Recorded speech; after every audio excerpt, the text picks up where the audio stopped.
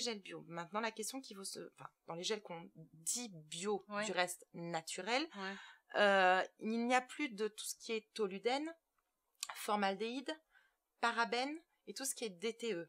Grosso modo, le toludène et les formaldéhydes, c'est ce qu'on retrouve dans les peintures qui servent au mur. Donc, attention aussi à ces composants qu'on retrouve régulièrement dans des vernis. D'accord. Également. D'accord. Donc, les gels bio, moi, personnellement, je le travaille tous les jours. C'est un gel qui s'adapte à l'ongle, qui vit avec l'ongle. Donc, c'est vrai que les 2-3 premiers mois, il faut laisser le temps à l'ongle de s'adapter à un nouveau procédé, à un nouveau produit. En règle générale, les clientes qui viennent me voir ont déjà des ongles un petit peu abîmés, un petit peu fragilisés.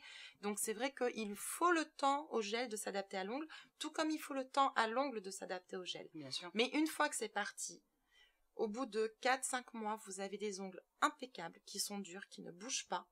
Et surtout, il n'y a plus de ponçage. Ouais, qui abîme l'ongle, qui diminue le... Alors, le ponçage tel qu'on le voit aujourd'hui chez certaines prothésistes, donc avec la ponceuse électrique, déjà, diminue la plaque ongulaire. Voilà, c'est ça, c'est le mot que je cherchais, la plaque ongulaire. Mais la plaque ongulaire se régénère, elle, ça c'est pas un souci, d'accord, on peut la récupérer après. D'accord. Par contre, ce qu'on ne peut pas récupérer dans les années qui viennent, c'est le fait que la matrice ait été traumatisée. Oui, c'est ça. Et une fois que la matrice est malade, on ne peut pas revenir dessus. Alors moi, je sais ce que c'est que la matrice. Mais les filles...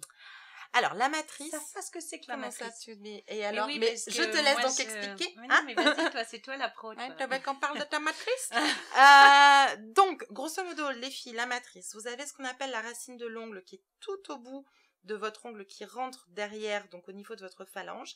Et la matrice, c'est la petite machine qui va créer l'ongle et qui fait qu'il pousse à chaque fois. Donc, si cette matrice est traumatisée parce qu'elle est trop, on va dire, violentée par des secousses, notamment les secousses de la ponceuse, et bien à un moment, la matrice, elle dit stop et elle fonctionne mal et elle pousse de travers. C'est pour ça qu'il faut éviter au maximum tout ce qui est ponceuse électrique. Je crois que c'était le mot de la fin, les filles.